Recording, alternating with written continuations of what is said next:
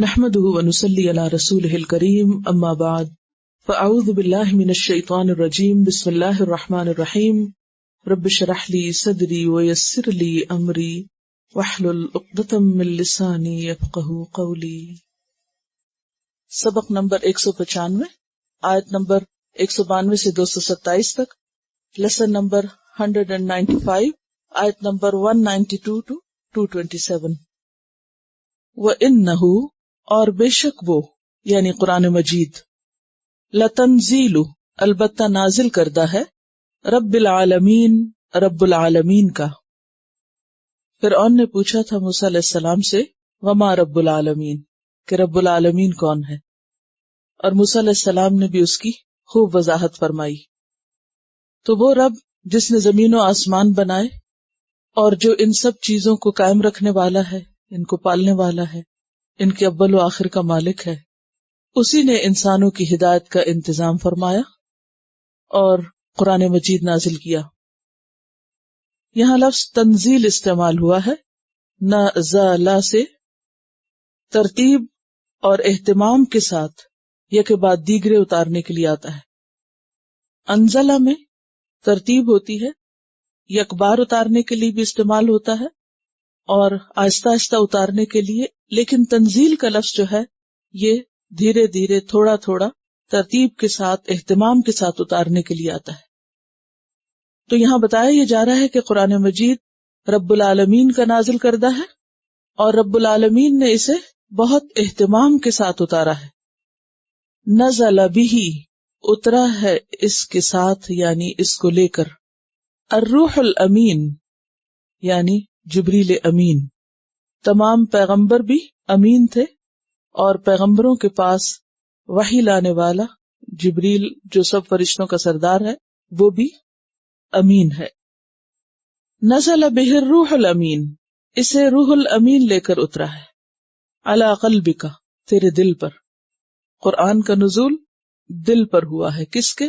محمد صلی اللہ علیہ وسلم کے۔ کیوں اترا ہے قرآن؟ لتکون، تاکہ تو ہو جائے، کون؟ محمد صلی اللہ علیہ وسلم، من المنذرین، ڈرانے والوں میں سے، خبردار کرنے والوں میں سے۔ یہاں منذرین آیا ہے، منذر نہیں آیا۔ منذر کی جمع منذرین، نذیر ہی کی طرح۔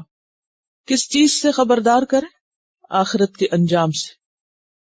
بلسان عربی مبین، عربی زبان میں جو کھول کر مطلب بیان کرنے والی ہے، خود بھی واضح ہے اور واضح کرنے والی بھی ہے۔ وَإِنَّهُ، اور بے شک وہ یعنی قرآن، لفی زبر الاولین، البتہ پہلوں کے صحیفوں میں بھی ہے۔ زبر، زبور کی جمع کتابیں، صحیفے، اولین، اول کی جمع پہلے لوگ، اور پہلوں سے مراد یہود و نصارہ بھی ہو سکتے ہیں اور اس سے پہلے کی اقوام بھی۔ تو سورت کے اختتام پر اب یہ بتایا جا رہا ہے کہ یہ کتاب جو اب اس آخری امت پر رہتی دنیا تک کے لوگوں کے لیے اتری ہے، یہ اللہ کی طرف سے ہے۔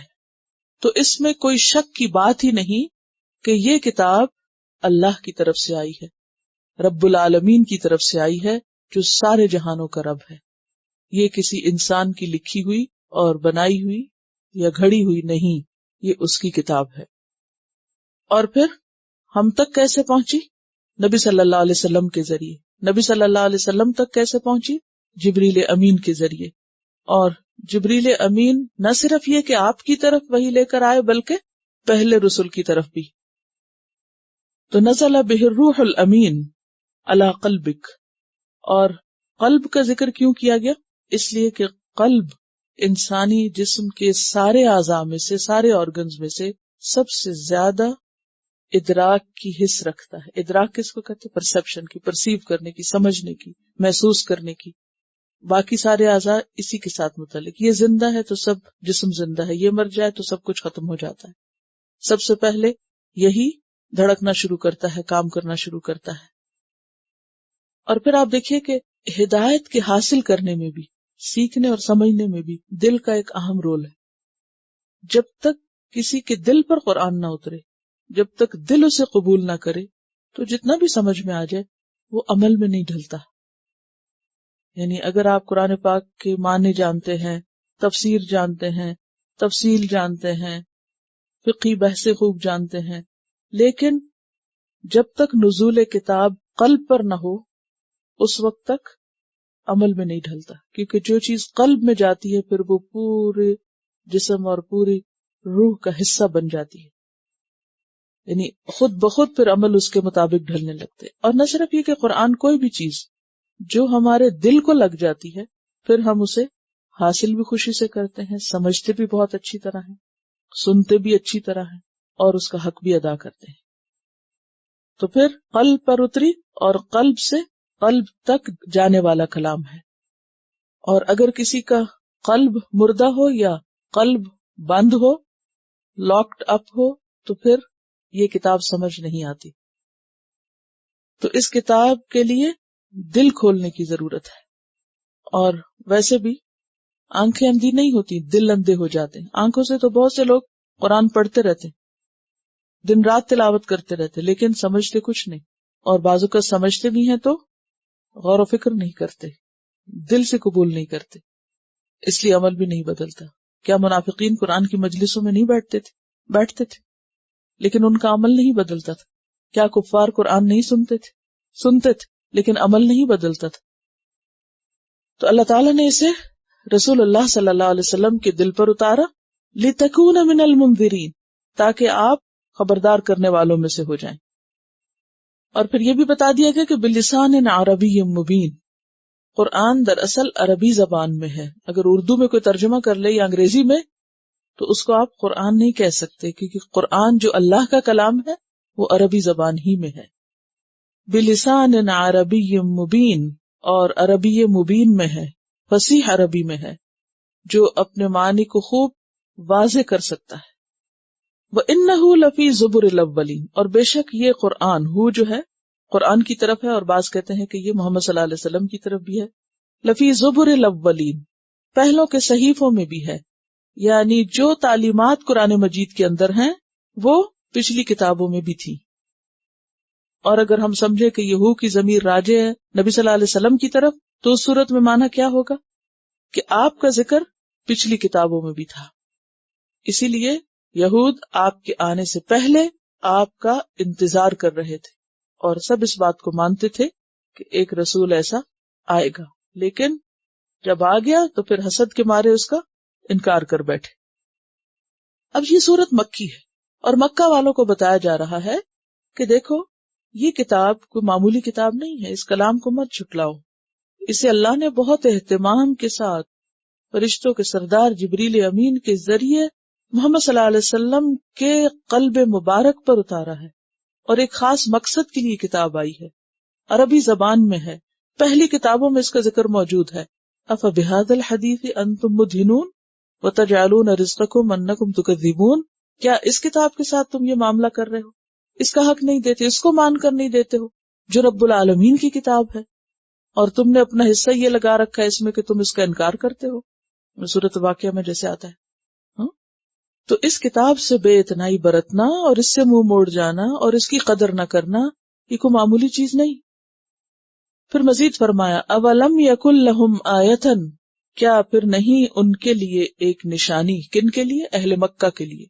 اور نشانی سے مراد دلیل، کس چیز پر؟ قرآن کی صداقت پر. کیا دلیل؟ ان یعلمہ، کہ جانتے ہیں اس کو، کس کو؟ قرآن کو. علماء بنی اسرائیل، بنی اسرائیل کے علماء، یعنی بنی اسرائیل کے علماء اس کو جانتے ہیں. عام طور پر ان کے تمام علماء اس کے بارے میں جانتے ہیں کہ یہ کس قسم کا کلام ہے اور جو کچھ اس میں آیا ہے اس کی حقیقت کیا ہے.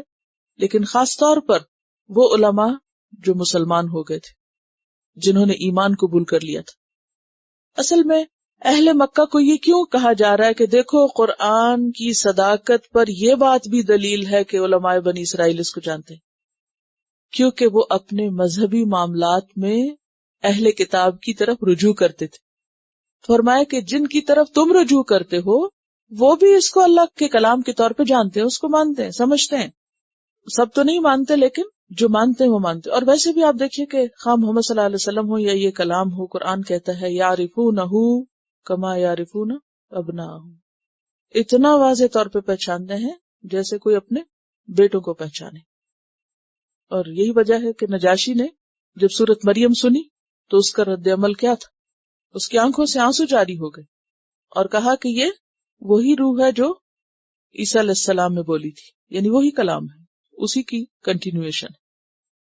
پھر انہیں قرآن کا جو کانٹیکسٹ ہے، یہ جو کلام ہے، یہ جو الفاظ ہیں، اس کی طرف متوجہ کیا. پیچھے فرمایا بلسان عربی مبین، اور پھر یہاں فرمایا وَلَوْ نَزَّلْنَاهُ عَلَى بَعْضِ الْأَعْجَمِينَ، اور اگر ہم نازل کرتے اس کو، کس کو؟ قرآن کو، عَلَى بَعْضِ الْأَعْجَمِينَ، بعض اجمیوں پر، یعنی جو عرب نہ ہوتے. آجمی جو ہے، ایک ہوتا ہے اجمی، اجمی ہوتا ہے غیر عرب. اجمی کا لفظ کس سے ہے؟ عجم سے، گنگا. عرب اپنے آپ کو بولنے والا اور باقی سب لوگوں کو گنگا سمجھتے ہیں کہ ان کی زبان میں ایسی فصاحت نہیں، بات پوری طرح واضح نہیں کر سکتے. اور آجمی جو ہے یہ غیر فصیح کو کہتے ہیں، خواہ وہ عرب ہو یا نان عرب ہو. عربوں میں بھی اگر کوئی شخص فصیح اللسان نہ ہو تو اس کو بھی آجمی کہا جاتا ہے. وَلَوْ نَزَّلْنَاهُ، اور اگر ہم نازل کرتے اس کو، عَلَى بَعْضِ الْأَعْجَمِينَ، اوپر بعض آجمی کے، اوپر کسی آجمی کے، یعنی غیر فصیح کے یا غیر عرب کے، فَقَرَأَهُ عَلَيْهِمْ، پھر وہ پڑھتا اس کو ان پر. کون پڑھتا؟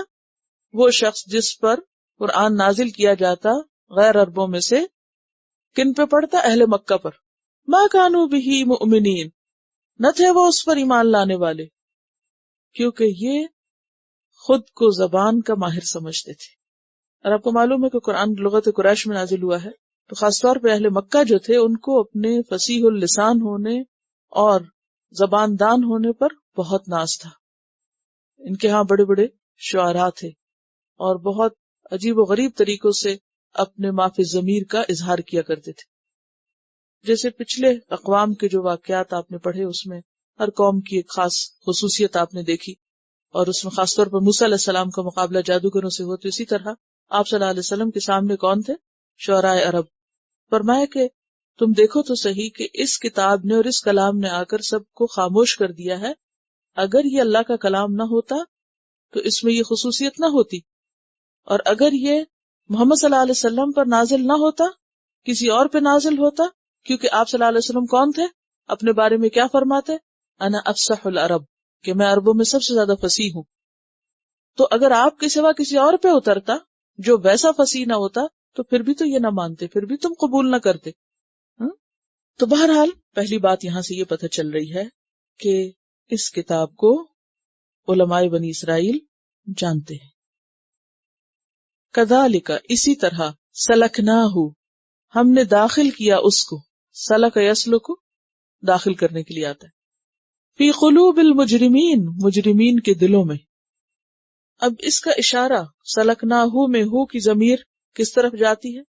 یا تو قرآن کی طرف یا پھر تکذیب اور تکفیر کی طرف.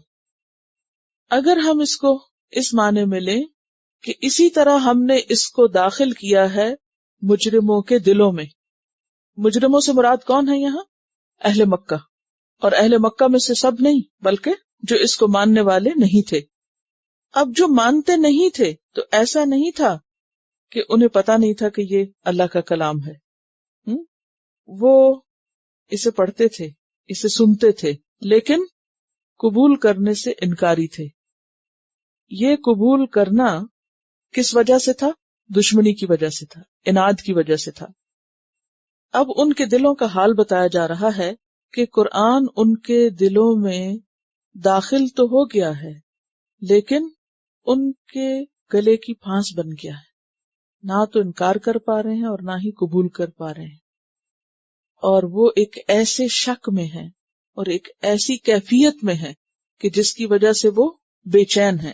جیسے دوسری جگہ بھی آتا ہے نا کہ وہ بے چین کر دینے والے شک میں مبتلا ہیں اس کی طرف سے. اور دوسرا معنی کیا کیا گیا ہے کہ ہم نے اس کو، یعنی اس تکذیب اور تکفیر کو ان مجرموں کے دلوں میں داخل کر دیا ہے. اب چونکہ یہ جھٹلانے پہ تلے ہوئے ہیں لہٰذا یہ مان کے نہیں دیں گے. اور یہ بھی کس شخص کا حال ہوتا ہے؟ پیچھے بھی آپ پڑھ چکے ہیں نا کہ کما لم یؤمنوا بہ اول مرۃ، چونکہ پہلی بار نہیں مانے تو اب کیا ہے، ضد کا شکار ہو گئے ہیں۔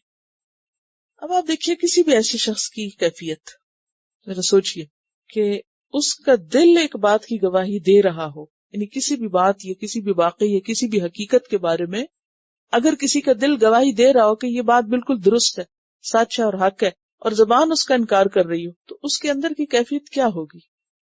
بے چینی کی کیفیت ہوتی ہے نا، انسان چین تو نہیں پا سکتا۔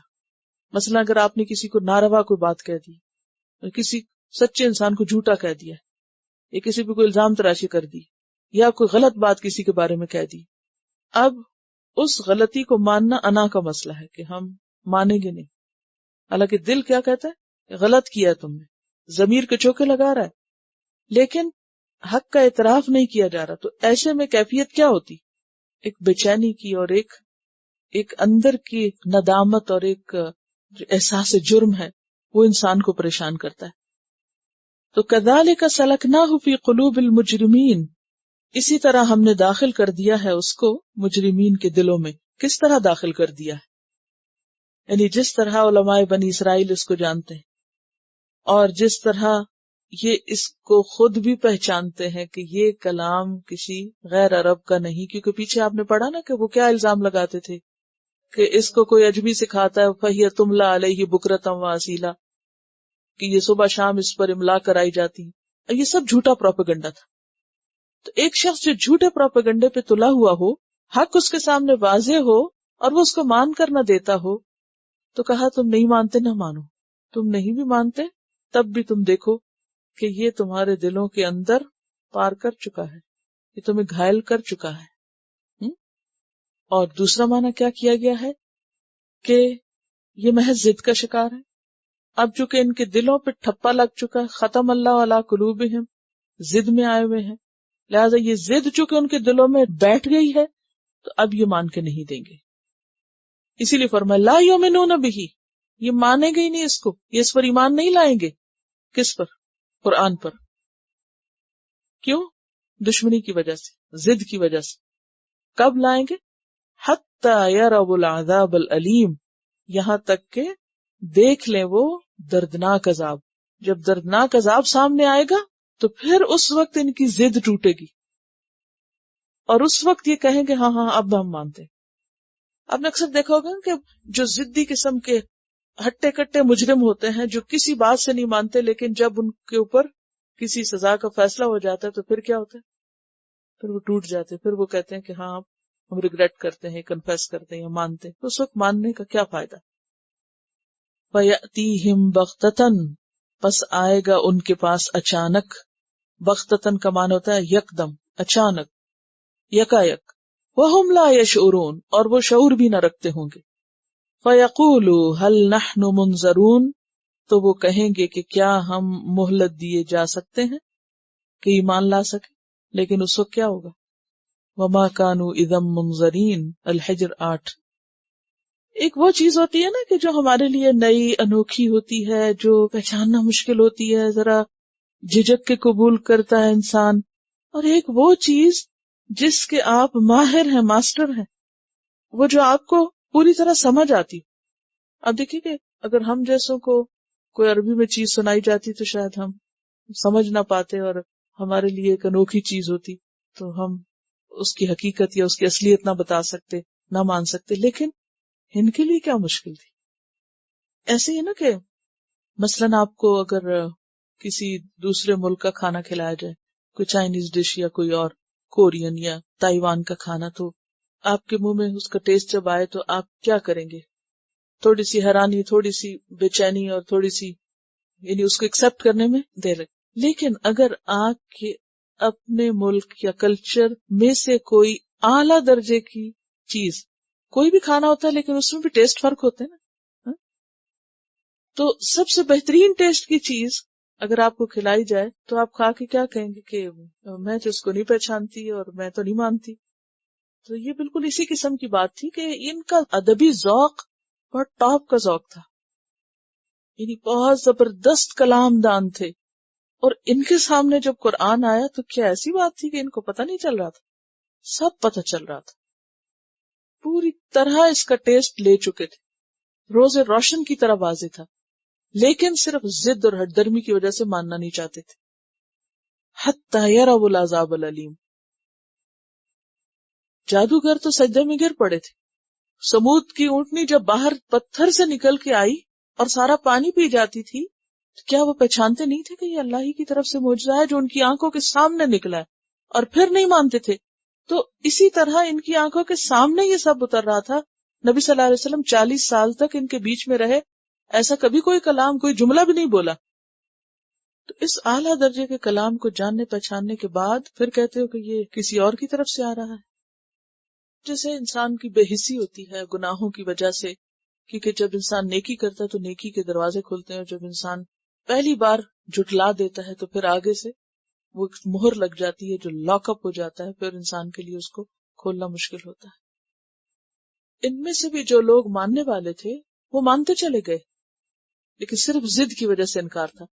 پیچھے بھی آپ دیکھیے، پچھلے جتنے بھی ہم نے واقعات پڑھے، ہر واقعے کے بعد آپ نے غور کیا کہ انکار کی وجہ ہر جگہ ایک ہی تھی، اور وہ تکبر تھا، خود کو بڑا سمجھنا.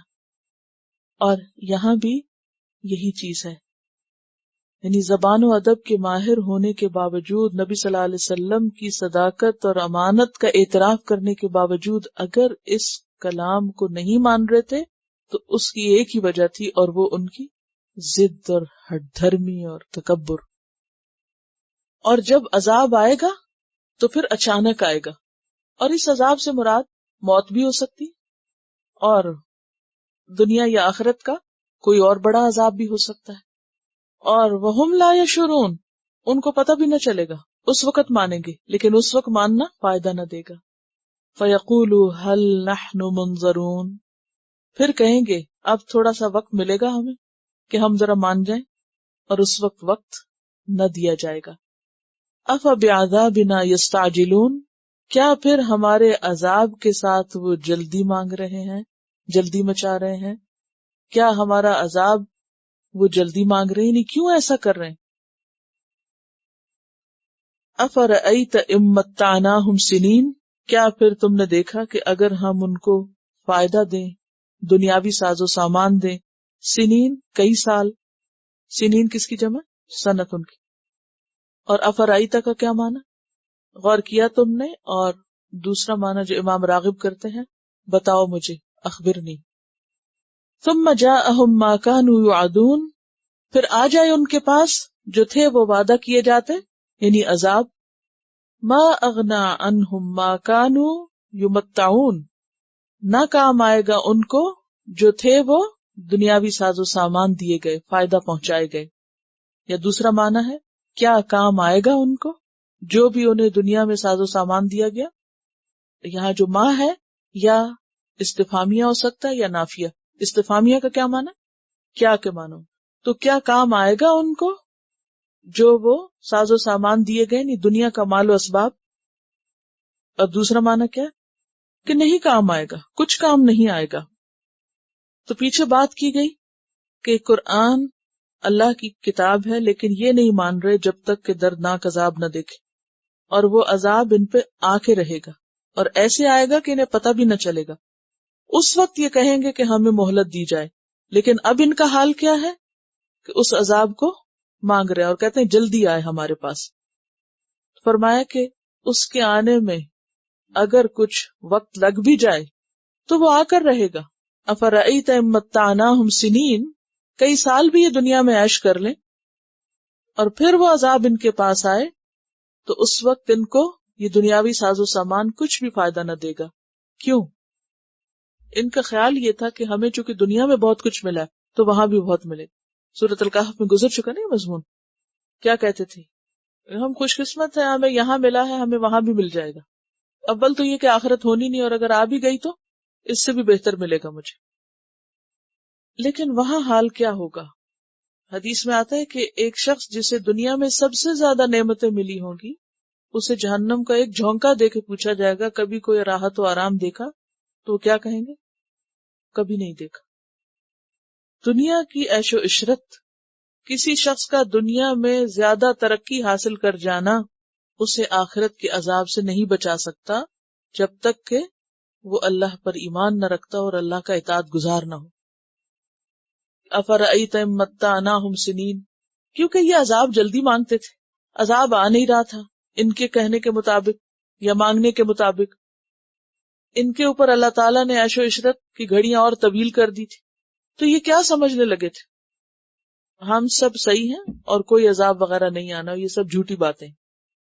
یہ بھی ایک بہت بڑی آزمائش کہ ایک شخص غلط کرے اور اوپر سے دھمکیاں بھی دے اور ایسی باتیں بھی کرے کہ اگر میں غلط ہوں تو میری پکڑ کیوں نہیں ہو جاتی، اور اس کی بظاہر اور فوراً پکڑ بھی نہ ہو تو وہ کیا سمجھنے لگتا ہے کہ جو کچھ میں کر رہا ہوں وہ بالکل ٹھیک ہے.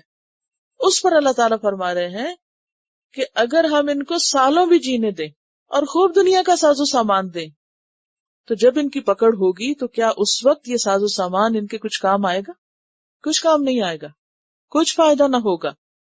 ما اغنی عنہم ما کانوا یمتعون وما اہلکنا من قریۃ الا لها منذرون، اور نہیں ہلاک کی ہم نے کوئی بستی الا مگر لہا اس کے لیے منذرون ڈرانے والے تھے.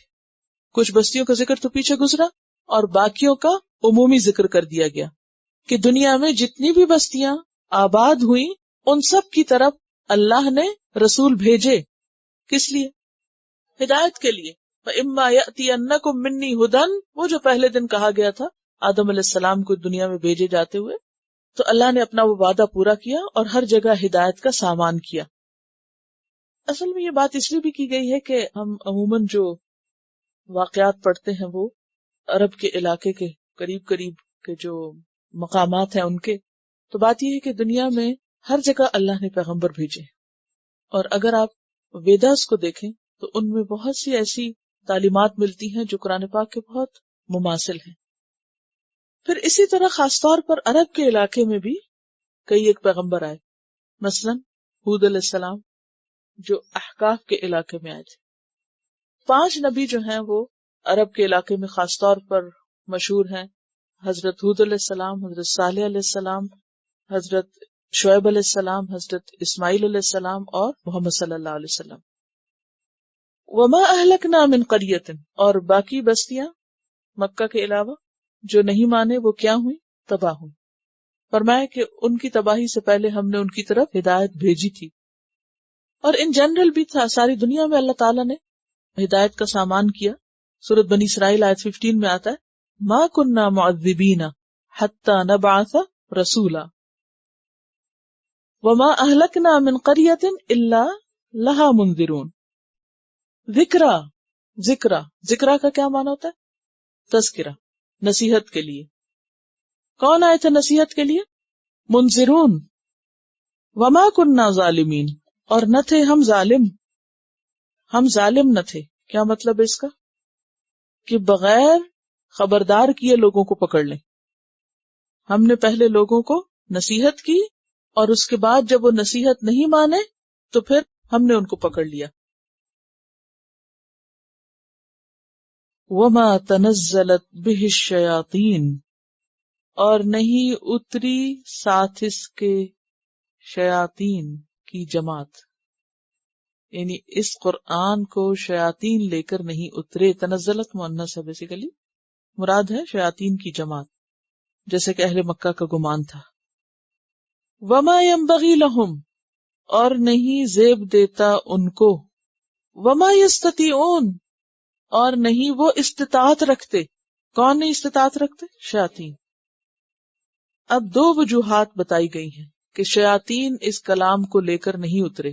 نمبر 1، یہ بات ان کو زیب ہی نہیں دیتی. کیوں؟ کہاں شیاطین، کہاں ان کے مقاصد، اور کہاں یہ کلام اور اس کلام کی خوبی، فصاحت اور اس کے اندر پائی جانے والی نصیحت، اس کے معنی. کلام کیا چیز ہوتی ہے؟ ہر انسان کا یا کسی کا بھی کلام اس کی شخصیت کا عکاس ہوتا ہے. جو کچھ وہ ہوتا ہے اسی کا عکس ہوتا ہے. مثلا کہیں سے اگر آپ بھاپ نکلتے دیکھیں تو آپ کچھ پہچان جائیں گے کیا؟ کہ یہاں کچھ ابل رہا ہے، اور اس کو بھی آپ کس طرح پہچانتے ہیں کہ یہ دودھ ابل رہا ہے یا پھر پانی ابل رہا ہے یا کچھ اور ابل رہا ہے؟ کس سے پتا چلتا ہے؟ کیا ہر چیز کی بھاپ الگ الگ نہیں ہوتی؟ ہوتی ہے نا، خوشبو، بھاپ، اور بھاپ کا بھی جو اٹھنا ہے فرق ہوتا ہے۔ کلام بھی کسی انسان کے لیے بھاپ کی طرح ہے جو اس کے اندر کا پتہ دیتا ہے۔ کوئی بھی شخص کیا بولتا ہے، کیسے بولتا ہے، کتنا بولتا ہے۔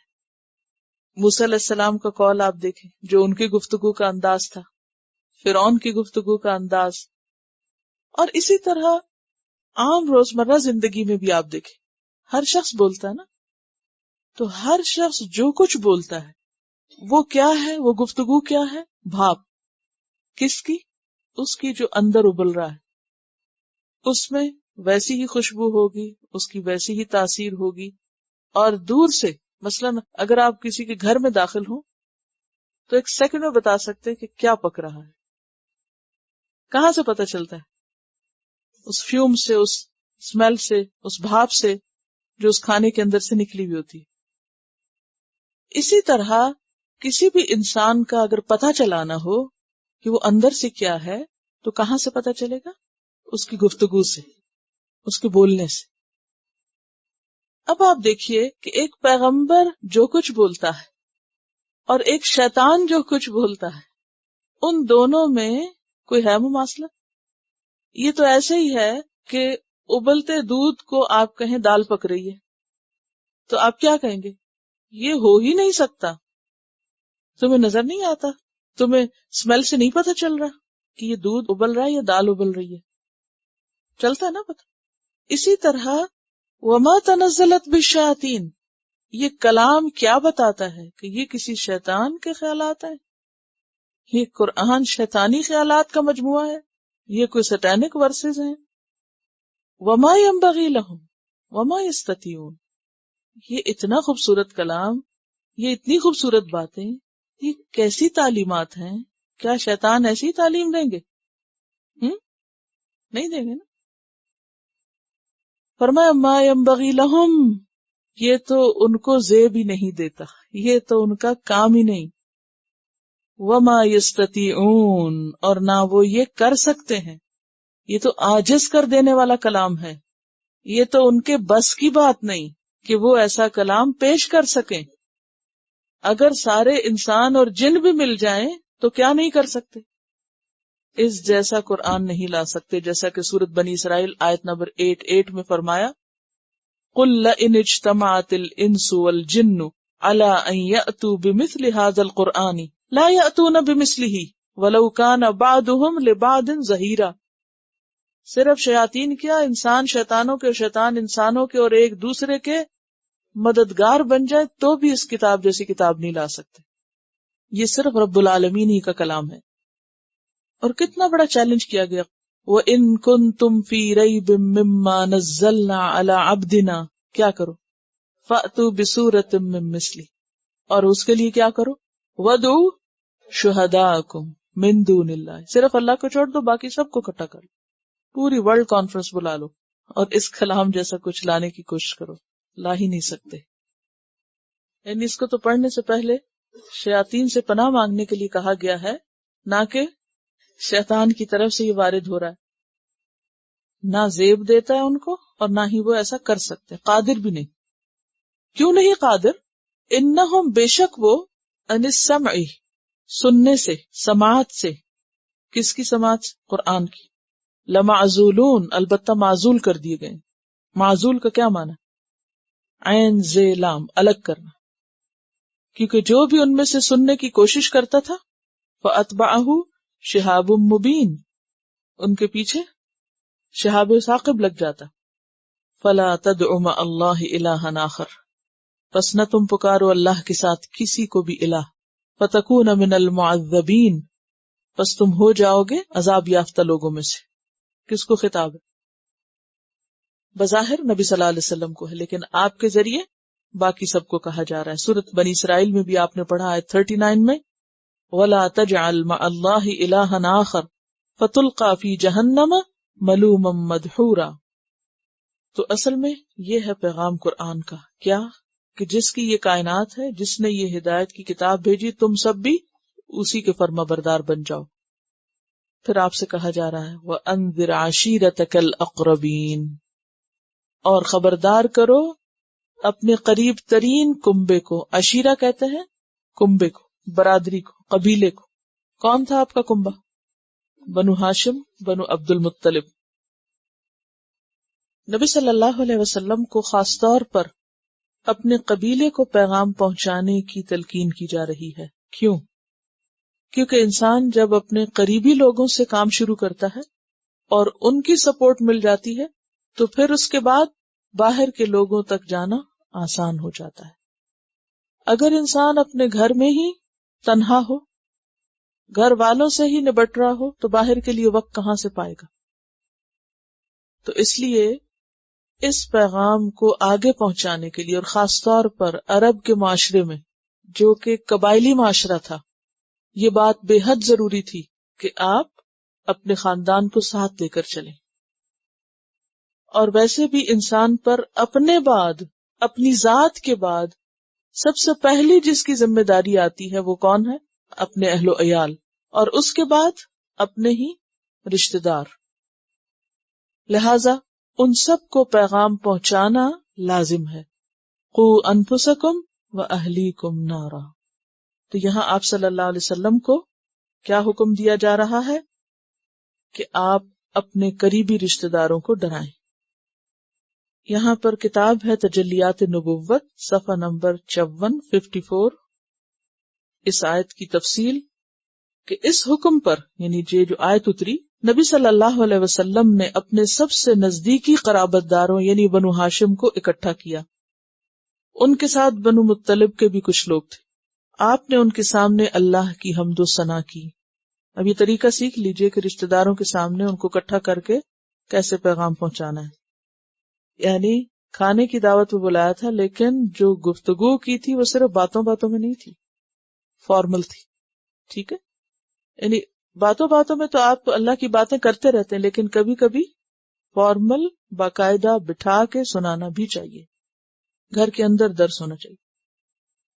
اس کی وحدانیت کی شہادت دی، پھر بڑے اچھے انداز میں ان کے لیے اپنے اخلاص کا اظہار کیا کہ میں تمہارا مخلص ہوں، تمہارا بھائی ہوں، تمہارے لیے خیر خواہ ہوں، اور اللہ وحدہ لا شریک ہو کی قسم کھا کر بتلایا کہ میں تمہارے لیے خصوصاً اور تمام انسانوں کے لیے عموماً اللہ کا رسول ہوں، اور اللہ کی قسم تم لوگ اسی طرح مر جاؤ گے جیسے سوتے ہو، یعنی موت کیسے؟ جیسے نیند، پھر اسی طرح اٹھائے جاؤ گے جیسے جاگتے ہو۔ کتنے سادے آسان الفاظ میں مثالوں کے ساتھ بات سمجھائی۔ اس کے بعد تم سے تمہارے اعمال کا حساب لیا جائے گا، بھلائی کا بدلہ بھلائی سے اور برائی کا بدلہ برائی سے دیا جائے گا، پھر یا تو ہمیشہ کے لیے جنت ہوگی یا ہمیشہ کے لیے جہنم ہوگا۔ نبی صلی اللہ علیہ وسلم کی باتیں سن کر سب نے نرمی سے گفتگو کی، انہیں اچھے انداز میں بات چل رہی تھی۔ صرف آپ کے چچا ابو لہب نے کہا اس کا ہاتھ اس سے پہلے پکڑ لو کہ عرب اس کے خلاف اکٹھا ہوں، ورنہ اس وقت اگر اس کو ان کے حوالے کرو گے تو ذلت اٹھاؤ گے، اور اگر اسے بچانا چاہو گے تو تم مارے جاؤ گے۔ مگر آپ کے چچا ابو طالب نے کہا تمہیں جو حکم ملا ہے اسے کر گزرو، واللہ میں مسلسل تمہاری حفاظت اور تمہارا بچاؤ کرتا رہوں گا، البتہ میرا جی نہیں چاہتا کہ میں اپنے والد عبد المطلب کا دین چھوڑوں۔ اب دیکھیے کہ اگرچہ وہ نہیں مانے لیکن سپورٹ مل گئی، یہ ضروری تھی۔ بعض اوقات ایسا بھی ہوتا ہے کہ گھر میں جب آپ اپنے کام کو، اپنے پروگرام کو، اپنی باتوں کو شیئر کرتے ہیں تو ضروری نہیں کہ جو آپ چاہتے ہیں وہ سب کر بھی لیں، لیکن وہ جو ایک مخالفت ہوتی ہے وہ ختم ہو جاتی ہے، کیونکہ کمیونیکیشن سے کیا فائدہ ہوتا ہے کہ دوسروں کو پتہ چلتا رہتا ہے کہ آپ کر کیا رہے ہیں۔ جب دوسرے کو یہ پتہ نہیں ہوتا کہ آپ کیا کر رہے ہیں تو پھر کیا ہوتا ہے، ایک ضد اور مخالفت شروع ہو جاتی ہے۔ تو آپ دیکھتے ہیں کہ ابو طالب پھر آخری دم تک ہر موقع پہ آپ کا ساتھ دیے۔ انہی دنوں میں اللہ نے ایک اور حکم اتارا، تمہیں جس بات کا حکم دیا جا رہا ہے اسے کھلم کھلا بیان کرو اور مشرکوں سے منہ پھیر لو۔ اس حکم کے بعد آپ صفا پہاڑی پر تشریف لے گئے۔ سب سے اونچے پتھر پر چڑھ کے صدا لگائی، یا صباحا، ہائے صبح۔ یہ پکار اس بات کی علامت ہوا کرتی تھی کہ دشمن نے حملہ کر دیا ہے یا کوئی بڑا حادثہ پیش آ گیا ہے۔ اس کے بعد نبی صلی اللہ علیہ وسلم نے قریش کے ایک ایک خاندان اور کنبے کو نام بنام پکارا، نام لے لے کے پکارا، اے بنی فہر، اے بنی عدی، اے بنی فلاں، اے بنی فلاں، اے بنی عبد مناف، اے بنی عبد المطلب۔ جب لوگوں نے یہ آواز سنی کہ یہ کون پکار رہا ہے، کچھ لوگوں نے بتایا کہ محمد صلی اللہ علیہ وسلم۔ اس پر ہر طرف سے لوگ دوڑ پڑے، یہاں تک کہ اگر کوئی آدمی خود نہ آ سکا تو اپنی جگہ کسی دوسرے کو بھیج دیا کہ دیکھ کر آئے کہ بات کیا ہے، کیونکہ صادق اور امین تھے نا، لوگ آپ کی بات کو وزن دیتے تھے، ٹرسٹ کرتے تھے آپ پر۔ یوں جب سب اکٹھے ہو گئے تو آپ نے فرمایا، یہ بتاؤ اگر میں یہ کہوں کہ اس پہاڑی کے پیچھے وادی میں گھڑ سواروں کی ایک جماعت ہے جو تم پہ حملہ آور ہوا چاہتی ہے، تو کیا تم مجھے سچا مانو گے؟ لوگوں نے کہا، ہاں ہاں، ہم نے آپ کو کبھی جھوٹا نہیں پایا، ہم نے ہمیشہ آپ کو سچا پایا ہے۔ تب آپ صلی اللہ علیہ وسلم نے فرمایا، اچھا تو میں تمہیں ایک سخت عذاب سے پہلے ڈرانے والا بنا کر بھیجا گیا ہوں، منذرین، منذر۔ میری اور تمہاری مثال ایسی ہے جیسے کسی آدمی نے دشمن کو دیکھ لیا اور جھٹ پٹ دوڑا کہ گھر والوں کی حفاظت کا بندوبست کرے تھی۔ میں نے وہ دشمن جہنم جو اس کو دیکھ لیا اور میں تمہیں اب خبردار کر رہا ہوں، لیکن اس نے خطرہ محسوس کیا۔ دشمن اس سے پہلے کہ انہیں آدھا پوچھے گا وہ زور زور سے پکارنے لگا، یا صباحا۔ اس کے بعد نبی صلی اللہ علیہ وسلم نے لوگوں کو دعوت دی کہ وہ لا الہ الا اللہ محمد الرسول اللہ کا سچے دل سے اقرار کریں، اور یہی بتایا کہ یہ کلمہ دنیا اور آخرت کی کامیابی کا اور آخرت میں نجات کا ذریعہ ہے، اور سمجھایا کہ اگر وہ شرک پہ جمے رہے اور ایمان نہ لائے تو اللہ کا عذاب انہیں پکڑ لے گا، اور آپ رسول ہونے کے باوجود انہیں عذاب سے نہ بچا سکیں گے، نہ اللہ سے چھڑا سکیں گے۔ آپ نے یہ ڈراوا عام لوگوں کو بھی سنایا اور خاص کو بھی، چنانچہ فرمایا، اے قریش کے لوگو، جہنم سے نجات کے بدلے میں اللہ سے اپنی جانوں کا سودا کر لو، کیونکہ میں تمہارے نفع نقصان کا مالک نہیں ہوں اور نہ تمہیں اللہ سے بچانے کے لیے کچھ کام آ سکتا ہوں۔ اے بنی کعب، اپنے آپ کو جہنم سے بچا لو، کیونکہ میں تمہارے نفع نقصان کا مالک نہیں۔ اے بنی مرہ بن کعب، اپنے آپ کو جہنم سے بچا لو۔ اے بنی قصی، اپنے آپ کو جہنم سے بچا لو، میں تمہارے نفع نقصان کا مالک نہیں۔ اے بنی عبد شمس، اپنے آپ کو جہنم سے بچا لو۔ اے بنی عبد مناف، اپنے آپ کو جہنم سے بچا لو، کیونکہ میں تمہارے نفع نقصان کا مالک نہیں۔ اے بنی ہاشم، اپنے آپ کو جہنم سے بچا لو۔ اے بنی عبد المطلب، اپنے آپ کو جہنم سے بچا لو، کیونکہ میں تمہارے نفع نقصان کا مالک نہیں۔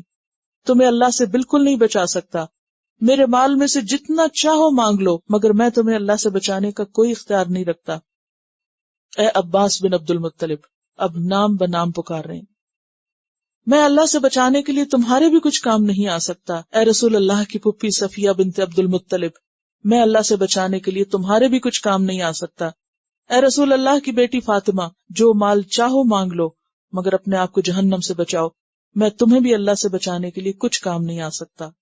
ہاں، تم لوگوں سے نسب اور قرابت کا تعلق ہے، جسے اس کی طریق کے مطابق ترک کروں گا، یعنی حق کی رشتہ داری ضرور نبھاؤں گا، تم مانتے ہو یا نہیں مانتے۔ اس ڈراوے کے بعد، یعنی باقاعدہ یہ ایک ڈراوا تھا، خبردار کرنا تھا، اور آپ دیکھیے کہ شیطان نے یہ بات کتنی عام کر دی کہ اگر کسی کو دین کی کوئی بات بتائیں یا جہنم یا آخرت کی کہتے تم لوگ تو ڈراتے ہی رہتے، بھئی یہی تو کام ہے، کیوں نہیں ڈرتے، ڈرو۔ اس ڈراوے کے بعد لوگ ادھر ادھر بکھر گئے، اور ایسا کوئی بیان نہیں ملتا کہ فوری طور پر لوگوں کا کوئی ری ایکشن سامنے آیا اور تائید یا مخالفت۔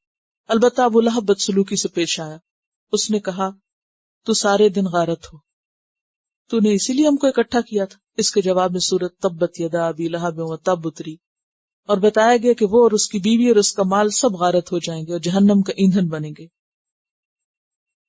عام لوگوں کا جہاں تک تعلق ہے تو وہ یہ سن کر حیرت اور تعجب میں ڈوب گئے، فوری طور پہ کوئی فیصلہ نہ کر سکے کہ انہیں کیا کرنا چاہیے۔ لیکن جب گھروں کو واپس ہوئے، حیرت و تعجب ختم ہوئی، مطمئن ہوئے، تو متکبرانہ خیالات نے راہ بنائی۔ انہوں نے اس تبلیغ اور ڈراوے کو حقارت اور مذاق کی نظر سے دیکھا، چنانچہ نبی صلی اللہ علیہ وسلم جب ان کے بڑوں کے پاس سے گزرتے تو وہ ایسی باتیں کرتے، یہی ہے جسے اللہ نے رسول بنا دیا، ابو کبشہ کا یہ لڑکا آسمان سے مخاطب کیا جاتا ہے. ابو کبشہ نبی صلی اللہ علیہ وسلم کے ننیالی نسب میں پڑتا ہے. اس نے قریش کا دین چھوڑ کر نصرانیت اختیار کی تھی. تو جب وہ الگ ہوئے دین چھوڑ کر تو ان کو تانے دیے جاتے اور کہا یہ اچھا، یہ اسی کی اولاد ہے نا، تو اس نے بھی یہی کیا ہے. بہرحال نبی صلی اللہ علیہ وسلم اپنی تبلیغ میں لگے رہے، مجمعوں میں، محفلوں میں اس کا اظہار شروع کر دیا. اللہ کی کتاب کی آیات پڑھتے، پچھلے رسولوں نے جو پیغام سنایا تھا وہ سناتے، اور لوگوں کو کھلم کھلا اور ہر جگہ تبلیغ کرتے. اور جہاں مخالفت شدید تھی وہاں کامیابی بھی ہو رہی تھی. آہستہ آہستہ ایک ایک کر کے لوگ مسلمان ہو رہے تھے.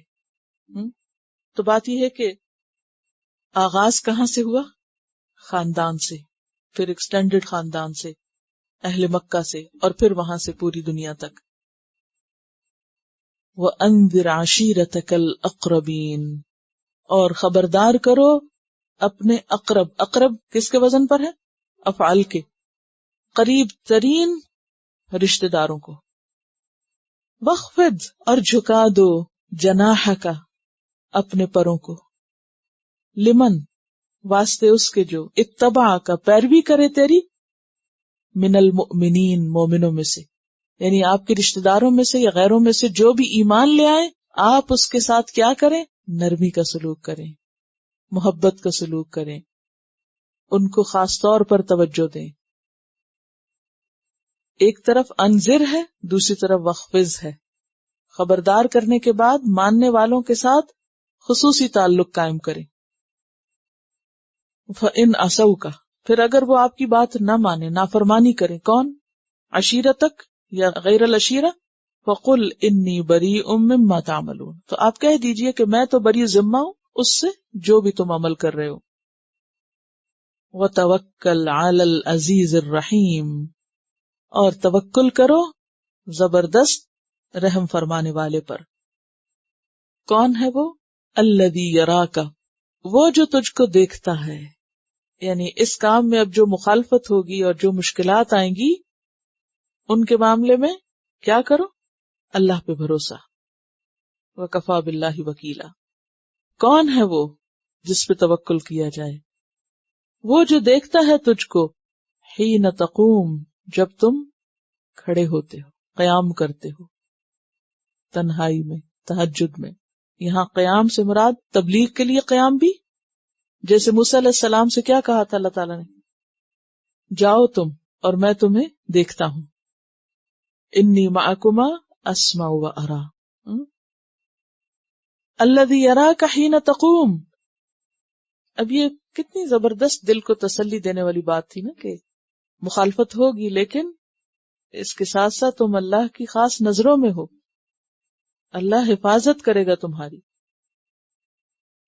وہ دیکھتا ہے تم کو جب تم کھڑے ہوتے ہو. وَتَقَلُّبَكَ فِي السَّاجِدِينَ، اور تمہارا آنا جانا سجدہ گزاروں میں.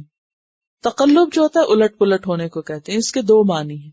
ایک تو آنا جانا، یعنی میل ملاقات، کسی کام سے آنا جانا، کیونکہ پیچھے کہا کہ وَخْفِضْ جَنَاحَكَ لِلْمُؤْمِنِينَ. اور یہاں پھر کیا ہے کہ جب آپ اکیلے ہوتے ہیں یا پھر آپ لوگوں کے بیچ میں ہوتے ہیں، میل ملاقات کرتے ہیں، تو اہل ایمان کے اندر، نمازیوں کے اندر، اپنوں کے اندر آپ کا اٹھنا بیٹھنا وہ بھی ہم دیکھتے ہیں. اور دوسرا معنی نماز کے اندر اٹھنا بیٹھنا، جیسے قیام ہے، پھر رکوع ہے، پھر سجدہ ہے، پھر اٹھ کے بیٹھنا ہے، پھر کھڑے ہونا ہے، یہ ہم سب دیکھتے ہیں. انہ هو السمیع العلیم، بے شک وہ سننے والا ہے، جاننے والا ہے. سننے والا ہے دعاؤں کا، جاننے والا ہے حالات کا. تو بات یہ ہے کہ اللہ کے راستے میں پیغام پہنچانے کے لیے ایک داعی کے لیے جو اہم ترین چیز ہوتی ہے وہ اللہ کے ساتھ مضبوط تعلق اور اللہ کے حی قیوم ہونے کا اور اس کی نگاہوں کا یقین ہونا کہ وہ تو دیکھتا ہے، وہ تو جانتا ہے، اس کو تو سب پتا ہے. حل انبئکم، کیا میں بتاؤں تم کو اے اہل مکہ، الا من تنزل الشیاطین، کہ شیطان کس پہ اترتے ہیں. تم کہتے ہو کہ محمد صلی اللہ علیہ وسلم پہ شیطان اترتے ہیں، آؤ میں تمہیں بتاؤں کہ شیطان کس پہ اترتے ہیں. تنزل علی کل افاک اثیم، اترتے ہیں ہر جھوٹے گناہگار پر. افاق کس کا صیغہ ہے؟ فعال کے وزن پر مبالغے کا، بہت جھوٹا. کذاب سب جھوٹ بولنے والا. اثیم کس کے وزن پر ہے؟ فعیل کے وزن پر، بہت گناہگار، مبالغے کا صیغہ نا یہ بھی. شیاطین اترتے ہیں ہر جھوٹے گناہگار پر. یلقون السمع وہ ڈالتے ہیں سمع سنی ہوئی بات. سمع بمانے مسموع یعنی جو باتیں وہ سنتے ہیں، سنی سنائی باتیں وہ آ کے دوسروں کے دل میں ڈال دیتے. وَأَكْثَرُهُمْ كَاذِبُونَ اور اکثر ان کے جھوٹے ہوتے ہیں. شیاطین پیغمبر پر نہیں اترتے، شیاطین کس پر اترتے ہیں؟ کاہنوں پہ اترتے ہیں، جھوٹوں پہ اترتے ہیں، گناہگاروں پہ اترتے ہیں. ویسے بھی آپ نے سنا ہوگا نا کہ جو لوگ جادو وغیرہ کرتے ہیں تو وہ جنات سے مدد لیتے ہیں اور انتہائی گندے رہتے ہیں تاکہ شیاطین اور جن جو ہیں وہ ان کے مسخر ہو سکے، تابع ہو سکے، ان کی بات مانیں، ان کی مدد کریں. حضرت عائشہ کا بیان ہے کہ کچھ لوگوں نے رسول اللہ صلی اللہ علیہ وسلم سے کاہنوں کے بارے میں دریافت کیا. کاہن کون ہوتے؟ قسمت کا حال بتانے والے اور نجومی قسم کے لوگ. حضور صلی اللہ علیہ وسلم نے فرمایا کہ وہ کاہن ہیچ ہیں. عرض کیا گیا یا رسول اللہ، بسا اوقات وہ ایسی باتیں کہتے ہیں جو صحیح ثابت ہوتی ہیں، یعنی آپ نے ان کو جھوٹا بتایا کہ کاہن کون ہیں؟ جھوٹے ہیں. تو لوگوں نے کہا کہ نہیں، کبھی کبھی وہ ایسی باتیں کرتے ہیں کہ جو سچ بھی ہو جاتی ہیں. کئی لوگ کہتے ہیں نا کہ فلاں نے ایسی بات کی اور وہ کیا ہوئی؟ سچ ہو گئی. اور ایک بات اگر سچ ہو جائے تو پھر لوگوں کا عقیدہ برباد ہو جاتا ہے. فرمایا کوئی ایک صحیح بات کوئی جن فرشتوں کی گفتگو سے جھپٹ کر لے بھاگتا ہے اور لا کر اپنے دوست کے کان میں مرغی کے کٹکٹانے کی طرح کٹ کٹ کر دیتا ہے. کاہن اس ایک صحیح بات میں 100 سے بھی زیادہ جھوٹ ملا کر بیان کرتے ہیں. یہ متفق علیہ روایت ہے. نبی صلی اللہ علیہ وسلم کے آنے سے پہلے کیا ہوتا تھا؟ شیاطین کہاں جاتے تھے؟ آسمانوں پہ جاتے تھے. وہاں کیا کرتے تھے؟ جگہ بنائی تھی جہاں سے فرشتوں کی باتیں سن سکتے تھے، کیونکہ کائنات کے انتظام پر فرشتے مقرر ہیں. فرشتے جب آپس میں گفتگو کرتے یا ان کو حکم مل رہا ہوتا تھا تو وہ کہیں نہ کہیں سے کوئی بات، مثلاً یہ اگر حکم مل رہا تو جاؤ فلاں کی جان نکال لو، اب وہ کسی کے کان میں تھوڑی سی پڑ گئی. اب وہ کیا کرتے؟ فوراً آ کے کاہنوں کو بتاتے کہ فلاں شخص اب مر جائے گا. اب کاہن آگے بتا دیتے. اب کیا ہوتا؟ لوگ کہتے دیکھا نا، ان کو تو پتا ہے، یہ جانتے غیب کی خبر ہے، بالکل سچی بات بتاتے ہیں. اس کی کیا وجہ ہوتی؟ یہ آپ صلی اللہ علیہ وسلم نے اس کا طریقہ خود بتا دیا. یہ متفق علیہ روایت ہے بخاری اور مسلم کی. کیا کہ جب آپ سے پوچھا گیا کہ یہ کاہنوں کی جو بعض باتیں سچی ہوتی ہیں تو یہ کیسے ہوتی ہیں، تو آپ نے کیا فرمایا کہ کیسے ہوتی ہیں؟ کہ یہ شیاطین اوپر جاتے ہیں عالم بالا پر، جیسے سورۃ جن میں آتا ہے کہ وہ وہاں جا کے پہلے خبریں سنتے تھے اور وہ کہتے تھے کہ پہلے کچھ نہ کچھ سن لاتے تھے اور اب بالکل نہیں جا سکتے، وہاں سخت پہرا ہے. تو جب وہ سن سکتے تھے تو کیا کرتے؟ کوئی ایک بات اچک لیتے اور کاہن کو آ کے بتاتے. اور کاہن کون ہوتے تھے؟ جو جنات کو مسخر کیے ہوئے ہوتے تھے.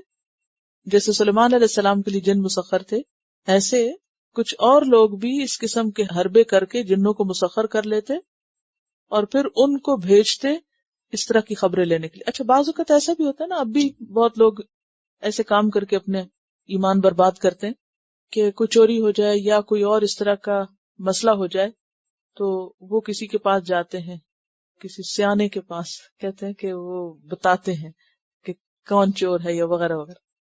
اچھا، وہ ان کے پاس جاتے ہیں اور وہ انہیں کہتے ہیں کہ اپنے قابو میں کرنے کے لیے پہلے ان کو کوئی ایسی ان کے ماضی کی یا کوئی ایسی باتیں ان کو بتائیں گے کہ جس سے وہ ان کا اعتماد بڑھ جائے.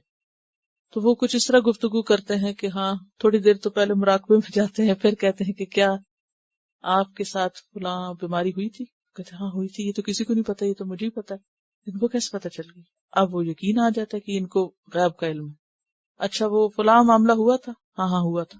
دیکھا، یہ بالکل سچ ہے، میں کہا تھا نا کہ ان کو سب پتا ہے. اب یہ کیسے پتا چلا ان کو؟ ہوتا یہ ہے کہ ہر شخص کے ساتھ جو جن ہے یا ہر شخص کے ساتھ جو شیطان ہے تو وہ جو اس کاہن کے جنات ہوتے ہیں وہ اس انسان کے جن سے فوراً پوچھ لیتے ہیں کہ بتاؤ اس کے ماضی میں کیا کیا ہو چکا ہے. تو وہ بتا دیتے ہیں کہ یہ فلاں سال میں بیمار ہوا تھا، فلاں سال میں یہ مسئلہ ہوا تھا. وہ فوراً ادھر پہنچاتے ہیں اور وہ تنزل الشیاطین علی کل افاک نسیم، وہ فوراً کمیونیکیشن بحال ہو جاتی ہے. وہ اس کو بتاتے ہیں اور وہ آگے سے خبریں بتا دیتا اور وہ دوسرے کا ایمان برباد کر دیتا. اور پھر وہ آگے کی جھوٹی سچی باتیں لگا کے بتا دیتے کہ اب آئندہ یہ اور یہ ہوگا اور فلاں فلاں تمہارا دشمن ہے اور فلاں تمہارا دوست ہے، اور خوب گھروں میں فساد اور لڑائیاں ڈلواتے. تو یہ چیزیں بہرحال، کیونکہ شیطانوں کو ایک آزادی بھی ہے، انسانوں کے علاوہ کس کو آزادی؟ شیاطین کو کیا کرنے کی؟ اسی قسم کے فساد کرنے کی، اور بھی اس کے علاوہ بھی.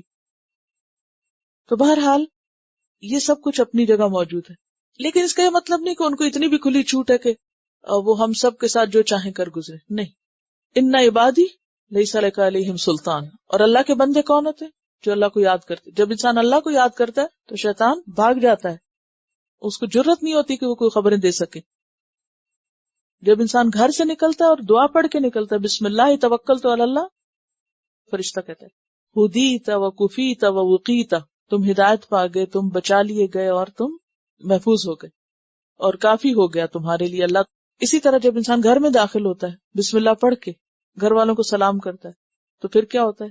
شیطان باہر ہی رہ جاتے ہیں، ورنہ شیطان ساتھ داخل ہوتا ہے اور وہ کہتا ہے واہ، کھانے کی بھی جگہ مل گئی، سونے کی بھی مل گئی. تو بات یہ ہے کہ جہاں شیاطین ہیں وہاں حفاظت کے طریقے بھی بتائے گئے، اور یہاں قرآن صاف بتا رہا ہے ہل انبئکم، کیا میں بتاؤں تم کو، الا من تنزل الشیاطین، کہ یہ شیطان کس پہ اترتے ہیں. یعنی اترتے تو ہیں لیکن کس پہ اترتے؟ پیغمبر پہ نہیں، پیغمبر کے لیے تو ممکن ہی نہیں. تنزل علی کل افاک اثیم، اترتے ہیں ہر سخت جھوٹے گناہگار پر. بخاری کی ایک اور روایت ہے، حضرت عائشہ نے فرمایا میں نے خود رسول اللہ صلی اللہ علیہ وسلم کو فرماتے سنا کہ فرشتے ابر میں اترتے ہیں، یعنی بادلوں میں، اور ان میں باہم اس امر کا تذکرہ ہوتا ہے جس کا فیصلہ آسمان پہ ہو چکا ہے. یعنی وہ آپس میں بات چیت کر رہے ہوتے ہیں. اور بادلوں میں فرشتوں کی آواز تو وہ ایک حدیث سے بھی پتہ چلتا ہے نا کہ وہ فرشتہ کہہ رہا تھا کہ ادھر کو چلو، ادھر برسو، وہ بھی صحیح حدیث ہے. تو وہ آواز سنی تھی نیچے کسی شخص نے کہ یہ بادل کدھر کو جا رہا ہے اور کہاں برسنے کو کہہ رہا ہے. بہرحال وہ ایک پتریلی زمین پہ برسا اور وہاں سے آگے ایک شخص کے باغ کو جا کے سیراب کیا. خیر، تو اب ہوتا یہ ہے کہ فرشتے جب بادلوں میں آپس میں بات کرتے ہیں، کون سی شیئر کرتے ہیں؟ جو انہوں نے آسمان پہ فیصلے سنے ہوتے ہیں. تو شیاطین اس بات کو چوری سے سن لیتے ہیں. سمجھ جو ہے یہ سنی ہوئی بات ہے، یہ کون سی؟ وہ چوری سے سنی ہوئی بات، اور کاہنوں کے دلوں میں لا کے ڈال دیتے ہیں. کاہن اس کے ساتھ 100 جھوٹ اپنی طرف سے شامل کر دیتے ہیں. یہ بھی بخاری کی روایت ہے. اسی طرح ایک اور حدیث سے مزید وضاحت پتہ چلتی ہے. نبی صلی اللہ علیہ وسلم نے فرمایا اللہ تعالیٰ جب کسی امر کا فیصلہ آسمان پہ کر دیتا ہے تو فرشتے عاجزی اور اطاعت کے اظہار کے لیے اپنے بازو پھڑپڑاتے ہیں، جیسے کسی چٹان پر زنجیر مارنے سے آواز پیدا ہوتی ہے. جب گھبراہٹ دور ہو جاتی ہے تو پوچھتے ہیں تمہارے رب نے کیا فرمایا؟ دوسرے جواب میں کہتے ہیں جو کچھ فرمایا وہ حق ہے، وہی بزرگ برتر عالی قدر ہے. اس بات کو کچھ چوری سے سننے والے شیاطین سن لیتے ہیں، وہ نیچے والے چوری سے سننے والے سے کہہ دیتے ہیں. اسی طرح ایک کے بعد ایک ترتیب وار سن لیتا ہے. سفیان راوی نے اپنی انگلیاں کھول کر ہاتھ کو ترچھا کر کے دکھایا، یعنی 4 انگلیوں کو اس طرح ترتیب دے کے بتایا کہ ایک انگلی دوسری انگلی کے اوپر اور اوپر سے تیسری چوتھی. یعنی یہ اوپر والا ہے جس نے فرشتوں سے سنا، اس نے اس کو، اس نے اس کو، اس نے اس کو، اور نیچے تک ترتیب وار بات چلی گئی. حتیٰ کہ سب سے نچلا شیطان کاہن کو بتاتا ہے. کبھی ایسا ہوتا ہے کہ اوپر والا نیچے والے کو بتانے بھی نہیں پاتا کہ پہلے ہی ایک انگارہ ٹوٹنے والا ستارہ اس کے اوپر آ گرتا ہے اور اس کو جلا دیتا ہے. اور کبھی ایسا ہوتا ہے کہ انگارہ پڑنے سے پہلے وہ اپنے نیچے والے کو بتا چکتا ہے. کاہن اس کے ساتھ 100 جھوٹ ملاتا ہے اور لوگوں سے کہتا ہے، یعنی جھوٹی باتیں، اسی بنیاد پر کہا جاتا ہے کہ فلاں فلاں دن کاہن نے ایسا نہیں کہا تھا، غرض اسی آسمان والی بات کی وجہ سے کاہن کی تصدیق کی جاتی ہے. یہ بخاری کی روایت ہے. ٹھیک ہے. تو هل انبئکم علی من تنزل الشیاطین تنزل علی کل افاک اثیم یلقون السمع، وہ ڈالتے ہیں سم. کیا مراد ہے اس سے؟ سنی ہوئی باتیں. کہاں سے سنی ہوئی؟ آسمان سے. وَأَكْثَرُهُمْ، اور ان میں سے اکثر، کاذبون، جھوٹے ہوتے. کون جھوٹے ہوتے ہیں؟ کاہن، اور پھر شیطان بھی. السلام علیکم. میں پریکٹیکلی ایک خاتون کو جانتی ہوں پاکستان میں جو یہ کام کر کے میرے سامنے دکھا چکی ہیں. مطلب کہ وہ انہوں نے بتایا ہے، جیسے امی کو انہوں نے 2-3 چیزیں بتائیں کہ آپ کے ساتھ یہ ہو چکا ہے، اور آپ کے خاندان میں ان کے ساتھ اس طرح دھوکہ کیا ہے، اور انہوں نے بتایا بھی کہ فلانی فلانی چیز انہوں نے آپ سے نکال کے کہیں اور رکھی ہیں، اور وہ وہاں ملی بھی مما کو. میرا سوال یہ کہ گو کہ اتنا ہونے کے بعد انہوں نے ہمیں کہا کہ نا آپ ان سے مطلب کہ تعلق نہ رکھیں، جو کہ امی نے نہیں کیا. امی نے کہا نہیں ایسا نہیں ہو سکتا، کیونکہ خونی رشتے ہیں، ایسا نہیں ہم توڑ سکتے. ٹھیک ہے، جو کیا وہ اللہ مالک ہے. لیکن اب میرا سوال یہ کہ ان کو کیا سمجھایا جائے، اور ہمارے خاندان کے کچھ لوگ ہیں جو مزید ان کی طرف جا رہے ہیں، تو پھر کیا کیا جائے؟ کیا آپ کو معلوم ہے کہ کسی کاہن کے پاس جانے کا نقصان کیا ہوتا ہے؟ ایک تو ایمان جاتا ہے. جس نے کسی کاہن کی تصدیق کی اس نے اس تعلیم کا انکار کیا جو محمد صلی اللہ علیہ وسلم لے کے اترے. نمبر 2، اگر کوئی کسی ایسے شخص کے پاس جا کے کوئی بات معلوم کرتا ہے، 40 دن کی نمازیں اس کی قبول نہیں ہوتی. یہ انتہائی خطرناک کام ہے. انشاءاللہ عقیدے کا سبجیکٹ آپ پڑھیں گے تو اس میں مزید باتیں بھی آپ کے سامنے آئیں گی. اب آپ دیکھیے نا کہ ایک شخص گیا، اس کو پتا نہیں تھا، آپ کی والدہ کو شاید پتا نہیں ہوگا کہ یہ جانا ہی غلط ہے، کوئی اور ان کو لے گیا کہ دیکھو مجھے پتا ہے میری تو وہ چیز مل گئی تھی، چلو تم بھی چلو. اب جس کی چوری ہوتی ہے، جس کے سب کو نقصان یا تکلیف ہوتی ہے، وہ اتنا ڈیسپریٹ ہوتا ہے، وہ اتنا پریشان ہوتا ہے کہ اس کو کوئی بھی کمزور ہو جاتا ہے نا انسان، ایسا وہ کہیں بھی کہیں لے چلے.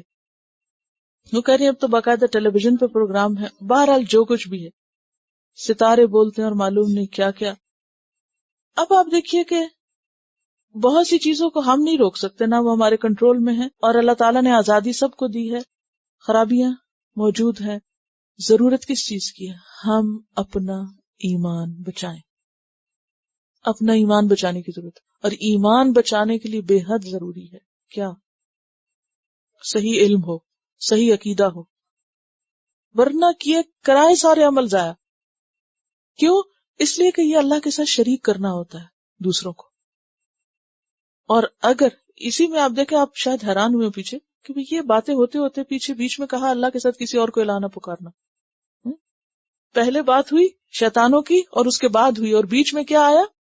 فلا تدعو مع اللہ الہا آخر. یہ آپ دیکھ رہے، وما تنزلت بہ الشیاطین، آیت نمبر 210 سے 212 تک.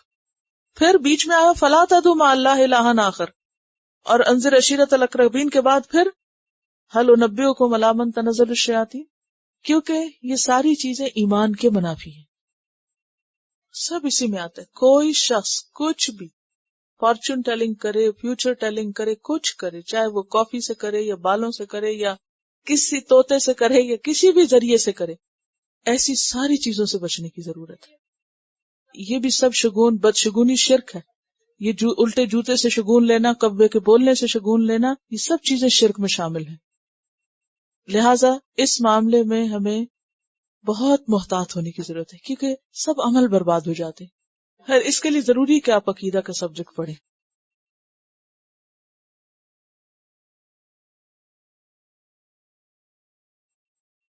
وَالشُّعَرَاءُ يَتَّبِعُهُمُ الْغَاوُونَ، اور جہاں تک شعراء کا تعلق ہے، اصل میں عرب کے معاشرے میں کاہنوں کا بہت کاروبار اونچا تھا، اور لوگ ان کو بہت مانتے تھے، اور آج کے دور جاہلیت میں بھی یہی ہے. اور والشعراء اس کے بعد یا اس کے علاوہ شعراء جو تھے وہ بہت قابل احترام تھے اس معاشرے میں. اور دیکھا جائے تو نبی صلی اللہ علیہ وسلم کے مقابل زیادہ تر خود اور لوگوں کو بھڑکانے والے یہی لوگ تھے. کیوں؟ اس لیے کہ قرآن کے آنے کے بعد ان سب کا کاروبار ٹھپ ہو گیا یا ہونا تھا. تو آج بھی آپ دیکھیں کہ قرآن پڑھانے والوں کے زیادہ تر مخالف اسی قسم کے لوگ ہوتے ہیں کہ جن کو یہ ڈر ہوتا ہے کہ اگر صحیح تعلیم پھیل گئی تو ہمارا کاروبار بند ہو جائے گا. اور یہ ایسی بری بیماری ہے کہ انسان غیر محسوس طریقے سے اس میں انوالو ہو جاتا ہے. کبھی وہ ہاروسکوپ دیکھ رہا ہے اور کبھی بعض اوقات انسان صرف جسٹ فار انجوائمنٹ. اگر رشتہ داروں میں سے کوئی ایسا ہے یا کوئی قریبی لوگوں میں سے تو اس پر بہت ہی احتیاط کی ضرورت ہے. عام طور پر ہوتا پتہ کیا ہے، جب ہم بہت فالتو وقت باتیں فضول ادھر ادھر کی کرتے ہیں تو پھر کرتے کرتے یہ موضوعات خود ہی بیچ میں آ جاتے ہیں. یہ بہت بڑا فتنہ ہے، بہت بڑا فتنہ ہے. ان چیزوں سے جان چھڑانا اور نکلنا اور ان کا انکار کرنا، اور جب تک یہ نہ ہو خالص توحید آ نہیں سکتی تو تب بھی درست نہیں. صرف جانا بھی منع ہے، صرف جانا جو وزٹ ہے وہ بھی منع ہے. اور آپ دیکھیے کہ اس طرح کی چیزوں میں ہر شخص کسی نہ کسی طرح ون وے اور دی ادر انوالو ہو جاتا ہے، کیونکہ انسان پر خوشی، غم، دکھ، تکلیف، پریشانی کے مختلف لمحات آتے رہتے ہیں، اور وہ ایسے نازک وقت ہوتے ہیں کہ جب دوست، خیرخواہ، ہمدرد ایسے ہی مشورے دے کر لوگوں کو بہکاتے ہیں. توبہ استغفار کر کے پچھلی زندگی میں کچھ بھی ہوا ہے تو اس کو توبہ کر لینی چاہیے. اور کہتے ہیں نا کہ شرک کس طرح داخل ہوگا میری امت میں؟ سیاہ رات میں سیاہ پتھر پہ جیسے سیاہ چیونٹی، کہ پتہ ہی نہ چلے اور انسان شرک میں ہو اور اس کو خبر بھی نہ ہو. یعنی کتنے خطرے کی بات ہے. سب سے خطرناک چیز شرک ہے. سارا دن ہم کیلوریز گنتے رہتے ہیں اور بڑی بڑی کتابیں پڑھتے رہتے ہیں اپنی دنیاوی صحت اور اپنے وزن کو واچ کرنے کے لیے، لیکن ایمان کی حالت کیا ہے، اس کا کتنا وزن ہے اور وہاں کیا کیا چیزیں خطرناک ہیں ان کی فکر نہیں. وَالشُّعَرَاءُ يَتَّبِعُهُمُ الْغَاوُونَ، اور شعراء شاعر کی جمع، اور اسی لفظ پر سورت کا نام بھی الشعراء، شعر سے. شعر کہتے ہیں منظوم کلام کو، منظوم اور مقفع کلام. لیکن شعر خیالی باتوں اور جھوٹ کے لیے بھی استعمال ہوتا ہے. عربی میں کہتے ہیں ادلہ شعریہ، جھوٹی دلیلیں. اور سب سے بہترین شعر وہ ہوتا ہے جو سب سے زیادہ جھوٹ پر مبنی ہو، حد سے زیادہ مبالغہ آرائی پر مبنی. تو چونکہ عرب کی سوسائٹی میں شاعروں کو بہت اہمیت حاصل تھی، تو یہاں شاعروں کی حقیقت بتائی جا رہی ہے کہ کون ہوتے ہیں شاعر اور کیا مقام ہے شاعروں کا. یتبعہم الغاوون، پیروی کرتے ہیں ان کی بہکے ہوئے لوگ، گمراہ لوگ. پیچھے غاوین آئے نا سورت میں، یہاں غاوون ہے، غاوی کی جمع، گمراہ، خواہش پرست. شعراء کی پیروی تو بہکے ہوئے لوگ کرتے ہیں، کیونکہ نبی صلی اللہ علیہ وسلم کو بھی وہ کیا کہتے تھے؟ بل ہوا شاعر، بلکہ وہ شاعر ہے. اور اللہ تعالیٰ قرآن پاک میں کیا فرماتے ہیں؟ وما هو بقول شاعر قلیلا ما تؤمنون وما هو بقول کاہن. سورۃ الحق. الم ترى، کیا تم نہیں دیکھتے، غور نہیں کرتے کہ شعراء کیا کرتے ہیں؟ انہم، بے شک وہ، فی کل واد، ہر وادی میں. اور وادی سے مراد یہاں کلام کی اصناف ہے، یعنی شعر و شاعری کی جو قسمیں، جس میں غزل ہے، حجب ہے، مرثیہ ہے، قصیدہ ہے، ہر وادی میں یعنی ہر قسم کی باتیں. یہیمون، حیران و سرگرداں ہیں، ہیام سے، ہے یہ میم اس کا روٹ ہے، کہ وہ ہر وادی میں سرگرداں پھرتے ہیں، ہر وادی میں بھٹکتے پھرتے ہیں، یعنی ہر جگہ منہ مارتے ہیں اور ہر قسم کی باتیں کرتے پھرتے ہیں. کبھی عشق و عاشقی کی باتیں کر رہے ہیں، کبھی مبالغہ آمیز تعریفیں کر رہے ہیں، جھوٹی اور غلط سلط باتیں کہہ رہے ہیں، کبھی فحش باتیں کرتے ہیں، کبھی ان کی باتوں میں بے حیائی اور عریانی ہے، کبھی شیخی بازی اور اطرانے اور فخر اور غرور کی، خصوصاً جو عربوں کے ہاں شاعر تھے، یعنی اس قسم کی باتیں ہیں. اور کہاں محمد صلی اللہ علیہ وسلم کا کلام اور کہاں آپ کے فالوورز، یہ دو بالکل متضاد چیزیں ہیں. اور شعراء وَأَنَّهُمْ يَقُولُونَ، اور بے شک وہ کہتے ہیں کیا کہتے ہیں؟ ما لا یفعلون، جو وہ کرتے نہیں.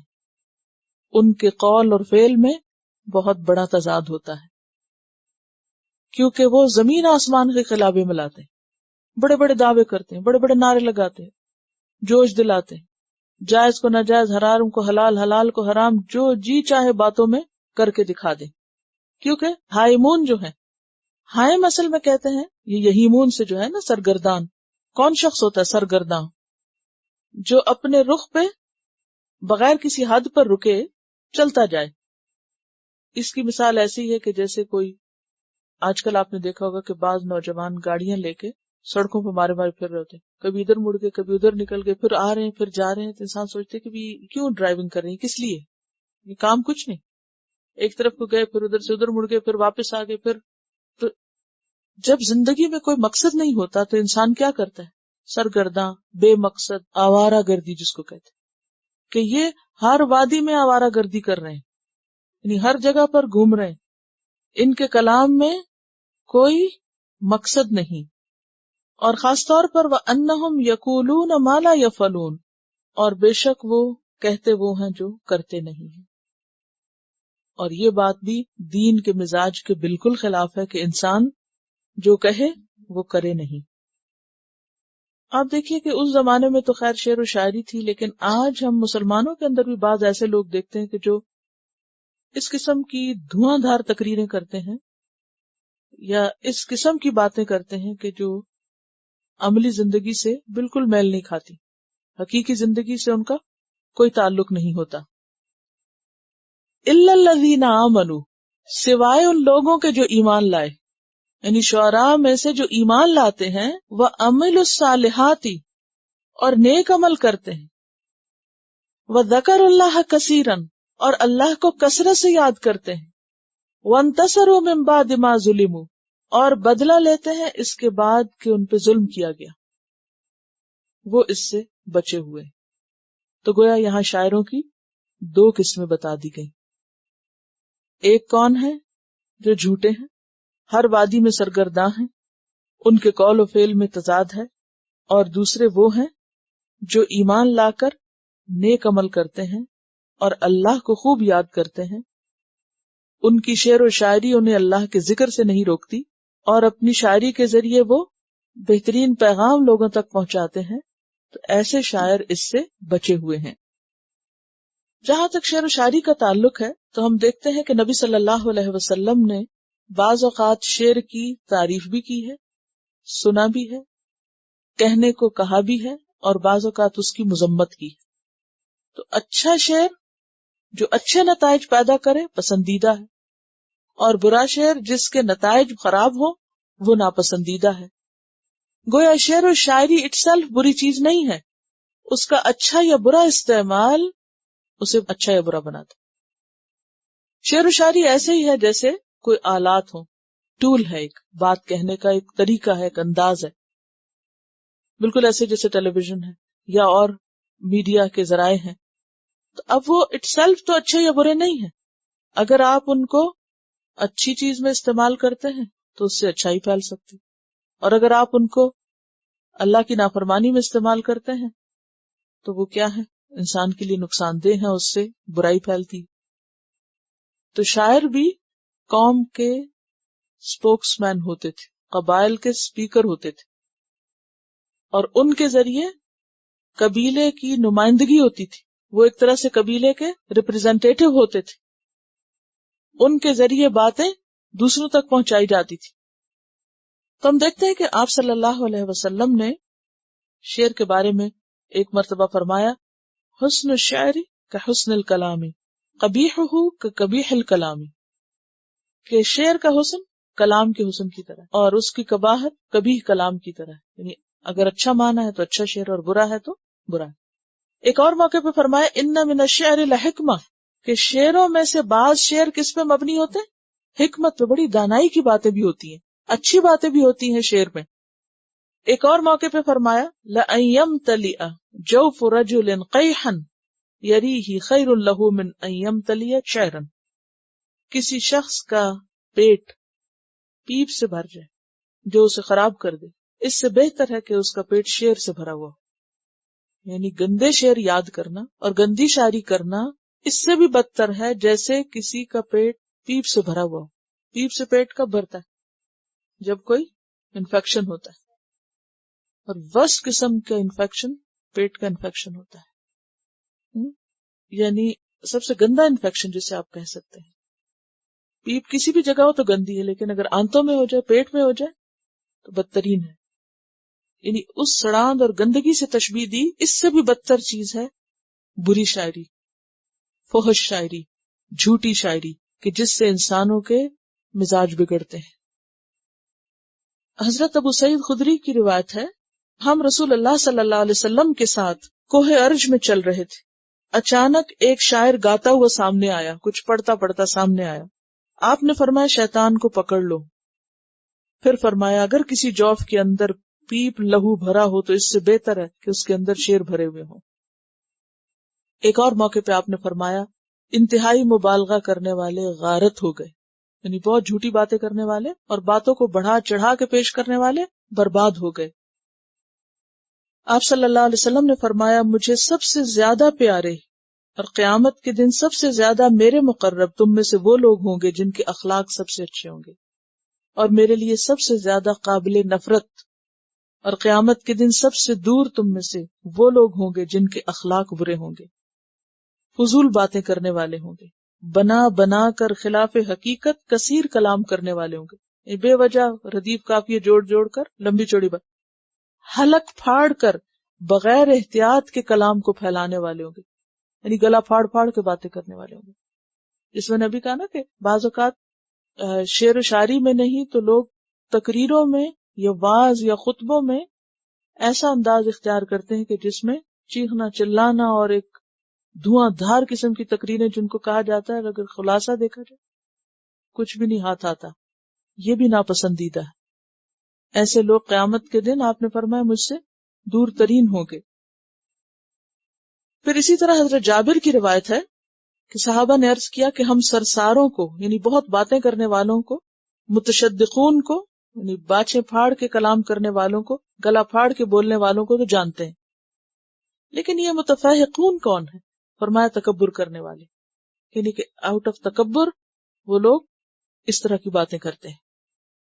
پیچھے آپ پڑھ چکے ہیں تأمرون الناس بالبر وتنسون انفسکم کہ بدترین سزا اس شخص کو ہوگی کہ جس کی آنتیں بھی باہر نکل آئیں گی جہنم میں، اور وہ آنتوں کے گرد یعنی کہ لپٹ کے گھوم رہا ہوگا.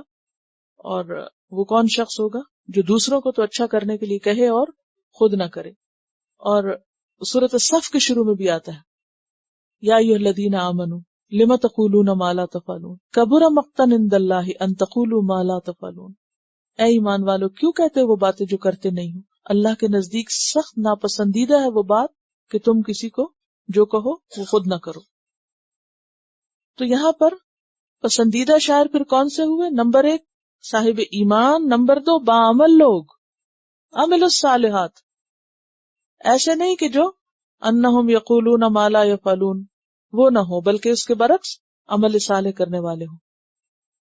اور پھر خاص شرط ہے وَذَكَرُ اللَّهَ كَثِيرًا، اللہ کا ذکر کثرت سے کرنے والے، بہت زیادہ ذکر کرنے والے. کیونکہ شعر و شاعری یا گانا عموماً کیا کرتا ہے انسان کو؟ اللہ کے ذکر سے غافل کر دیتا. آپ نے دیکھا ہوگا کہ اگر آپ کبھی کوئی گانا سن لیں جو آپ نے کبھی ماضی میں سنے ہوں تو وہ زبان پر اس طرح چڑھ جاتا ہے کہ پھر استغفار کرنا بھی انسان بھول جاتا ہے.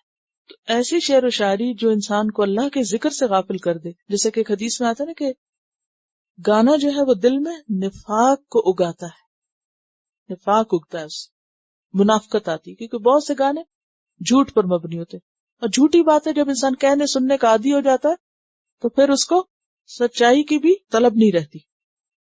اس کا یہ مطلب نہیں کہ شعر و شاعری ہے ہی بری چیز، نہیں. صحیح مقصد کے لیے شعر کہنے کی اجازت ہے، اور نہ صرف یہ اجازت بلکہ آپ صلی اللہ علیہ وسلم نے انکریج بھی کیا. اگر اللہ نے کسی کو یہ ٹیلنٹ دیا ہو اور وہ اس کو صحیح راستے پر استعمال کرے تو وہ اس کے لیے باعث اجر ہے. اس میں ہم دیکھتے ہیں کہ حضرت حسان بن ثابت جو تھے، آپ صلی اللہ علیہ وسلم کی جب ابو سفیان نے حجب کی، حجب کہتے ہیں کسی کی برائیاں بیان کر، تو آپ نے ان کو کہا کہ تم جواب دو، اور ان کے لیے دعا بھی کی، احجہم وجبریل معک، کہ تم ان کی حجب کرو، جبریل تمہارے ساتھ ہے. اور ان کے لیے دعا کی اللہم ایدہ بروح القدس، اے اللہ ان کو روح القدس سے مدد دے. تو آپ کو معلوم ہے کہ حضرت حسان نے پھر مشہور اپنا قصیدہ کہا تھا. آپ صلی اللہ علیہ وسلم نے مسجد نبی میں ان کے لیے ممبر لگوایا تھا، وہ اس پہ کھڑے ہوئے تھے اور مسجد میں انہوں نے یہ پڑھا تھا. یعنی اچھا شعر مسجد میں بھی پڑھا جا سکتا ہے. اور جب انہوں نے پڑھا تو وہ واقعی بہت زبردست قصیدہ. تو اس کے چند شعر سنا دو. بہت لمبا قصیدہ، چند شعر ہیں اس کے. حجوت محمدا فاجبت عنہ، تم نے محمد صلی اللہ علیہ وسلم کی حجب کی، میں ان کی طرف سے تمہیں جواب دیتا ہوں. وعند اللہ فی ذاک الجزاء، اور اللہ کے پاس ہے میرے اس عمل کی جزا. ان اجریہ الا علی اللہ. کیونکہ شاعروں کا عموماً کیا ہوتا ہے کہ جس کی مدح کرتے ہیں ہمارے لیے کیا ہے اگر ہم، وہ جیسے شاعر آئے تھے پھر کہتے حجوت محمدا برا تقیا رسول اللہ شیمتہ الوفاء، تو نے محمد صلی اللہ علیہ وسلم کی حجب کی جو انتہائی نیک اور پرہیزگار انسان ہیں، اللہ کے رسول ہیں جن کی خصلت ہی وفائے عہد ہے. یعنی ایسے عظیم کردار کی تم نے حجب کی. فإن أبی ووالدتی وعردی لعرد محمد منکم بقاء، میرے والد اور میری والدہ اور میری اپنی عزت محمد صلی اللہ علیہ وسلم کی عزت کو تم سے بچانے والی ہے. یعنی ہم سب آپ کے لیے جان نچھاور کرنے والے ہیں، آپ کی عزت کی حفاظت کرنے کے لیے. پھر کہتے ہیں اتشتمہ ولست لہ بکفء فشرکما لخیرکم الفداء، تم نے آپ کو گالی دی، یعنی محمد صلی اللہ علیہ وسلم کو تم نے گالی دی، تم تو ان کے برابر کے بھی نہیں ہو، تو تم میں سے جو سب سے برا ہے وہ سب سے اچھے کے لیے فدا ہو جائے، یعنی ان کو ان کے اوپر ڈالا. اور وجبریل رسول اللہ فینا وروح القدس لیس لہ کفاء، اللہ کے رسول جبریل اور روح القدس ہمارے اندر ہیں جن کا کوئی ہمسر نہیں، یعنی تمہارے اندر ایسا کوئی بھی نہیں. لسانی صارم لا عیب فیہ، میری زبان تلوار کی طرح ہے جس میں کوئی عیب نہیں. وبحری لا تقدرہ الدلاء، اور میرا سمندر ایسا ہے کہ جس سے ایک ڈول پانی نکالا جائے تو اس سے مقدر نہیں کرتا کہ تم اگر کوئی بات کرو گے تو میں تمہیں اتنی سناؤں گا کہ جس سے تم عاجز آ جاؤ گے.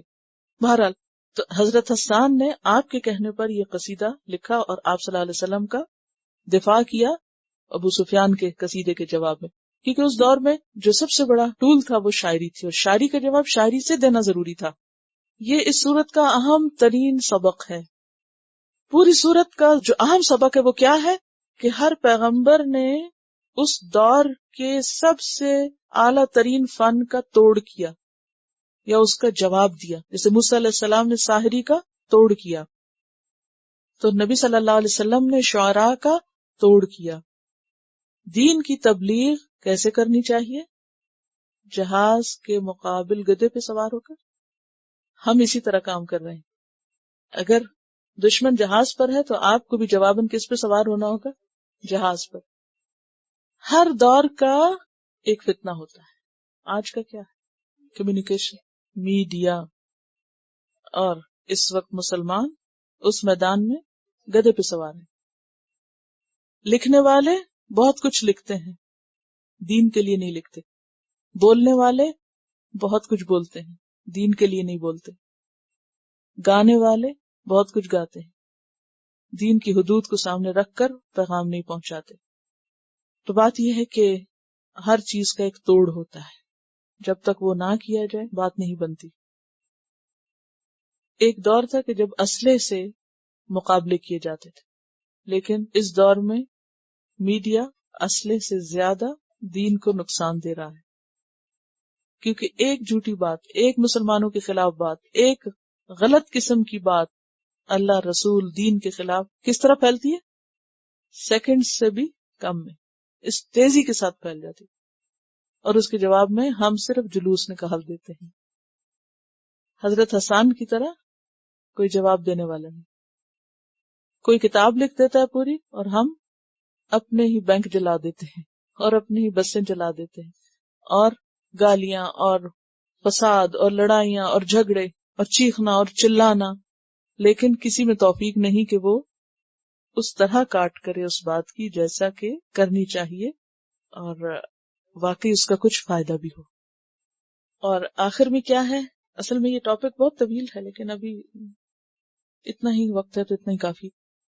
وَسَيَعْلَمُ الَّذِينَ ظَلَمُوا، اور ان قریب جان لیں گے وہ لوگ جنہوں نے ظلم کیا. کیا جان لیں گے؟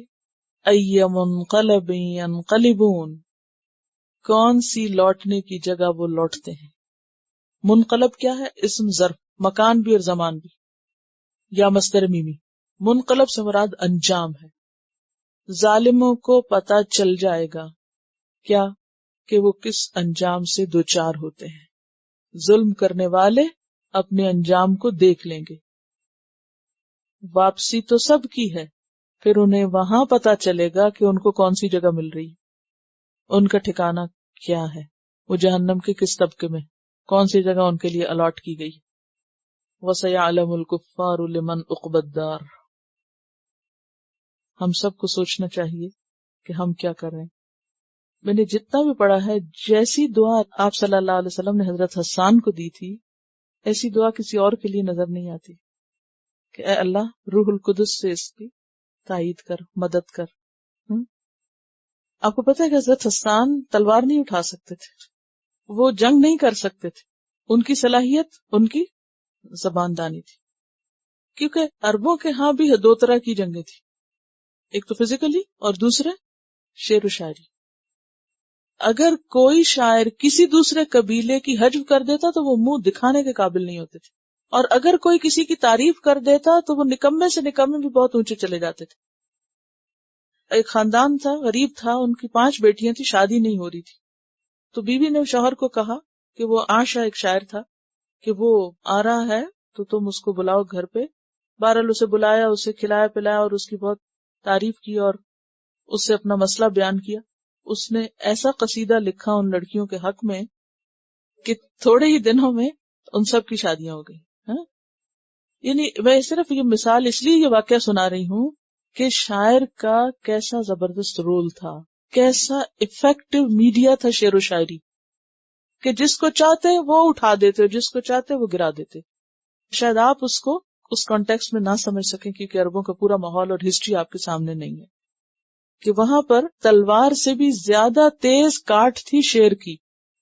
اور آج کے دور میں بھی کمیونیکیشن کے ذرائع، تحریر سے جہاد، قلم سے جہاد، زبان سے جہاد، اور وسائل اعلام جسے عربی میں اعلام میڈیا کہتے ہیں، ان کے ذریعے جہاد جو ہے بہترین جہاد ہے. اعتراضات کے جواب دینا اور شبہات کو دور کرنا میرے نزدیک وہ دوسرا مرحلہ ہے. پہلا مرحلہ کیا ہے؟ موسٹ افیکٹو طریقے سے اللہ کی بات لوگوں تک پہنچانا. جب بات پہنچ جائے گی تو اکثریت تو سچائی کو دیکھ کر حق اور باطل کا فرق پہچان جائے گی. اور پھر دوسرا مرحلہ آتا ہے کہ اعتراضات اور جو خلاف باتیں ہوتی ہیں ان کو دور کیا جائے اور دفاع کیا جائے. ہر اس شخص کے لیے جسے لکھنا آتا ہے، جسے بولنا آتا ہے، جسے شعر و شاعری آتی، وہ ان وسائل کو اللہ کے دین کے لیے استعمال کرے. حضرت حسان نے جس طرح جواب دیا تھا ان جھوٹی باتوں کا جو نبی صلی اللہ علیہ وسلم کے بارے میں کہی گئی تھی، فرمایا کہ ایسے شاعر جو ایمان لائیں، جو نیک کام کریں، اللہ کو یاد کریں اور ظلم کا بدلہ لیں، ان کے لیے شاعری کی اجازت ہے، ان کے شعر پسندیدہ ہیں. اور اس کے بارے میں آپ دیکھیں قرآن پاک میں اجازت دی گئی نا، سورہ شورى میں آتا ہے وَلَمَنِ انتَصَرَ مِن بَعْدِ ظُلْمِهِ فَأُولَٰئِكَ مَا عَلَيْهِم مِّن سَبِيلٍ لَا يُحِبُّ اللَّهُ الْجَهْرَ بِالسُّوءِ مِنَ الْقَوْلِ إِلَّا مَن ظُلِمَ. تو مظلوم کو اپنے اوپر ہونے والے ظلم کے بدلے لینے کی اجازت ہے. فَمَنِ اعْتَدَىٰ عَلَيْكُمْ فَاعْتَدُوا عَلَيْهِ بِمِثْلِ مَا اعْتَدَىٰ عَلَيْكُمْ وَإِنْ عَاقَبْتُمْ فَعَاقِبُوا بِمِثْلِ مَا عُوقِبْتُمْ بِهِ وَلَئِن صَبَرْتُمْ لَهُوَ خَيْرٌ لِّلصَّابِرِينَ. کیونکہ اللہ نے ہمیں جتنی بھی اعلیٰ درجے کی صلاحیتیں دی ہیں ان میں اعلیٰ ترین صلاحیت کیا ہے؟ الرحمن علم القرآن خلق الانسان علمہ البیان. یہ ایک بہترین کوالٹی جو انسان کو ملی. اور بیان سے مراد صرف تقریر کرنا نہیں ہے، لکھنا بھی اسی میں ہی آتا ہے. بیان چاہے بول کے زبان سے ہو چاہے تحریر سے ہو، یہ اعلیٰ ترین کوالٹی ہے انسان کو جو ملی ہے. اگر اس کا استعمال صحیح ہوگا تو وہ انسان کو وہ اوپر لے جانے میں، اور اگر اس کا استعمال غلط ہوگا تو وہ الٹا اسلام اور دین کے خلاف بنے گی چیز. اسی لیے آپ دیکھیں کہ 3 کوالٹیز جو ہیں سخت ناپسندیدہ ہیں گفتگو میں. کون سی؟ ثرثارون کثرت کلام، متشدقون گلا پھاڑ کے بولنا، متفحقون کلام کے اندر خود نمائی کرنا، اپنے منہ میاں مٹھو بننا، اپنی تعریفیں کرنا، تکبر کا اظہار کرنا. چلیے چونکہ وقت ختم ہے اس لیے آج کے لیے